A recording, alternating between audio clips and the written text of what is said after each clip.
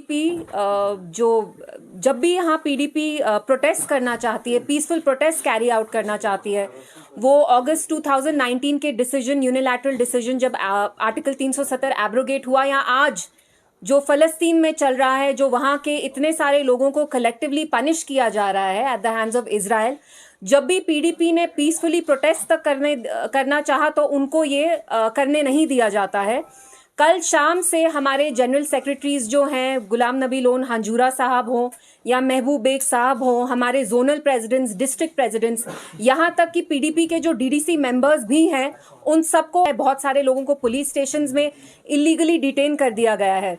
तो 2019 से एक बहुत वारिंग पैटर्न इमर्ज हो रहा है, जहां हम देखते हैं पहले तो पीडीपी को तोड़ा गया। महबूबा जी ने जो इतने खून पसीने से एक जमात बनाई, उसमें एक स्प्लिट ऑर्केस्ट्रेट किया गया at the behest of Delhi.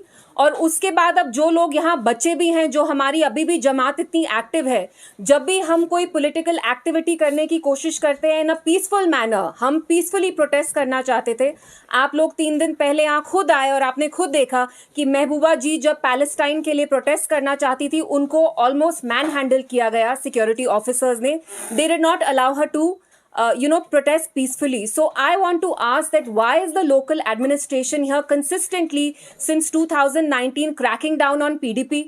और आप हमें एंटी नेशनल करार, मतलब you denounce us as anti national, जबकि जो हम एक्टिविटीज करना चाहते हैं वो पीसफुल है। आप खुद देख रहे हैं द इंटायर वर्ल्ड, पूरी दुनिया में कैसे millions of people are coming out on the streets, they are coming out to support Palestinian civilians, जिन पे आप देख रहे हैं कितना जुल्म और सितम हो रहा है। उनके ऊपर फॉस्फोरस बॉम्ब्स फेंके जा रहे हैं। 1500 बच्चे पिछले 2 हफ्ते में उनको मारा गया है। They are being slaughtered, entire bloodlines are being wiped, and let's not forget the Indian government's official position is that they have condemned Israel's aggression। जैसे Israel humanitarian international law flout कर रहा है, वहाँ उनने इलेक्ट्रिसिटी, पानी, medical supplies तक बंद कर दिया है। तो मैं यहाँ की लोकल एडमिनिस्ट्रेशन से पूछना चाहती हूँ कि आप पीडीपी पे सिलेक्टिवली ये क्यों आप बार बार टारगेट कर रहे हैं? पीडीपी के लोगों को ही बंद किया जाता है। इस साल अगस्त 5 पे जब हम प्रोटेस्ट करना चाहते थे against the illegal abrogation of article 370, तो तब भी महबूबा जी, यहाँ तक मुझे भी घर में हाउस अरेस्ट में रखा गया। और कल शाम से हमारे जो भी लीडर्स हैं, वो महबूब बेग साहब हों, गुलाम नबी हंजूरा साहब हों, they've all been placed under house arrest. And जो डीडीसी मेंबर्स हैं, जो इलेक्टेड मेंबर्स भी हैं, उनको भी आपने थाने में इलीगली डिटेन किया है। तो why are we seeing this kind of treatment meted out to PDP? आपको लगता है कि जो यहाँ की बाकी जमातें हैं, उनको शायद आप अपने अंगूठे के अंदर कंट्रोल कर पा रहे हैं। पीडीपी वाहिद ऐसी जमात है जो अभी भी जम्मू कश्मीर के लोगों के हकूक, उनके आइडेंटिटी के लिए लड़ रही है। लेकिन फिर भी आप देखते हैं कि एडमिनिस्ट्रेशन का जो व्यवहार हमारे साथ है वो कम्प्लीटली बायस्ड है, प्रेजुडिस्ड है। जो बाकी पार्टीज यहाँ मुख्तलिफ होती हैं, जब वो प्रोटेस्ट करना चाहती हैं, खैर प्रोटेस्ट तो कोई यहाँ करता नहीं है, लेकिन उनकी जो भी पॉलिटिकल एक्टिविटीज होती हैं उनको फुल फ्रीडम दिया जाता है, क्योंकि इन अ वे इनकी कोई अंडरस्टैंडिंग है शायद दिल्ली में। तो why is there such a brutal, a vicious crackdown on People's Democratic Party? And this is happening after a time जब आपने पूरी पार्टी को तोड़ दिया, मतलब आपने कंप्लीटली स्प्लिंटर कर दिया। में बस्ट ऑपोजिशन का होना बहुत जरूरी है।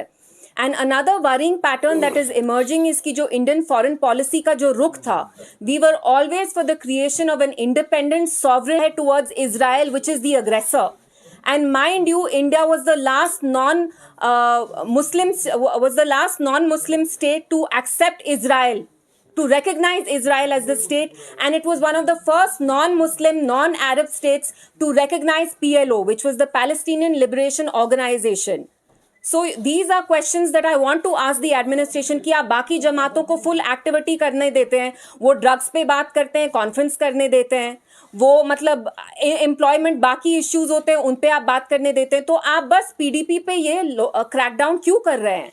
हमारे लोगों को, हमारे लीडर्स को, हमारे वर्कर्स को एंटी नेशनल क्यों आप डेनिग्रेट करते हैं? Denounce, why are you denouncing us as anti nationals? Is it a crime? Is it a crime to protest in a peaceful manner? It is my fundamental right.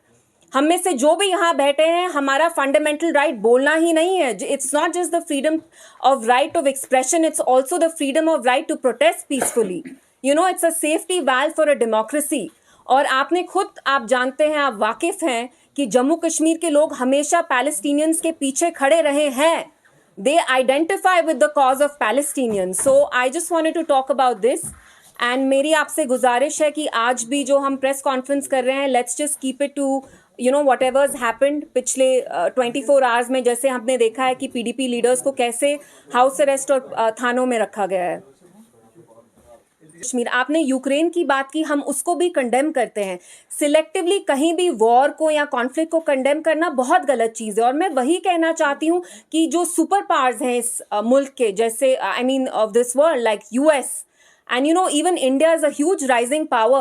Why does US selectively condemn what's happening in Ukraine? But आप खुद देखिए, फलस्तीन में 1500 से 2000 बच्चे, उन पे phosphorus bombs गिराए जा रहे हैं. आप पूरे फैमिली लाइन्स को निकाल रहे हैं. सो one should not selectively condemn any conflict or war, because किसी भी वॉर में वो बच्चे हो, औरतें हो, आदमी हो, they suffer a lot.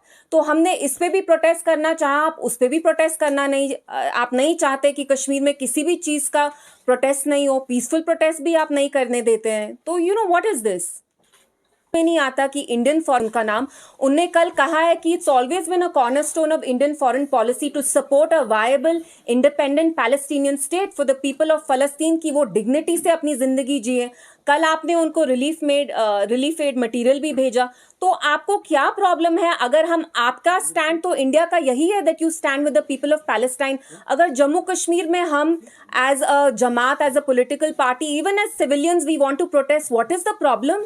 Issue क्या है यहाँ पे? आप किसी भी, मतलब हम पे जो जुल्म होता है, हम पे एज इन जम्मू कश्मीर के लोगों पे 2019 पे, उस पे बोलने का हक नहीं है आपको, उस पे बोलने का फ्रीडम नहीं है. अब अगर किसी और कंट्री में लोगों पे इतना ऑपरेशन हो रहा है, हम उसके खिलाफ भी नहीं बात कर सकते हैं. So you are snatching our fundamental rights, the right to protest peacefully, the right.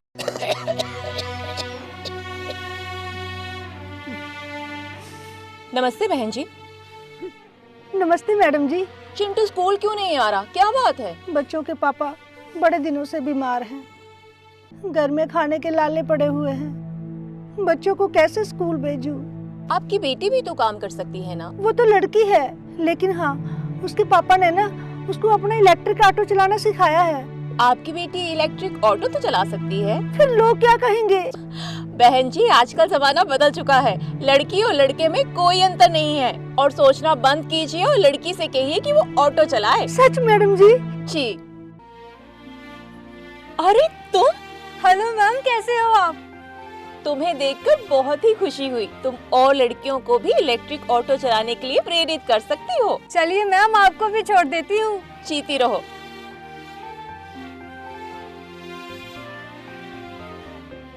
अब जुपिटर मोटर गोदावरी के इलेक्ट्रिक ऑटो खरीदने वाली लड़कियों को दे रहे हैं 10,000 की विशेष छूट, ताकि लड़कियां बन सकें आत्मनिर्भर. इनके पास मात्र इलेक्ट्रिक ऑटो ही नहीं, इलेक्ट्रिक स्कूटर और इलेक्ट्रिक साइकिल भी है. जमाने की छोड़ो परवाह, गोदावरी के इलेक्ट्रिक ऑटो को कहो हाँ.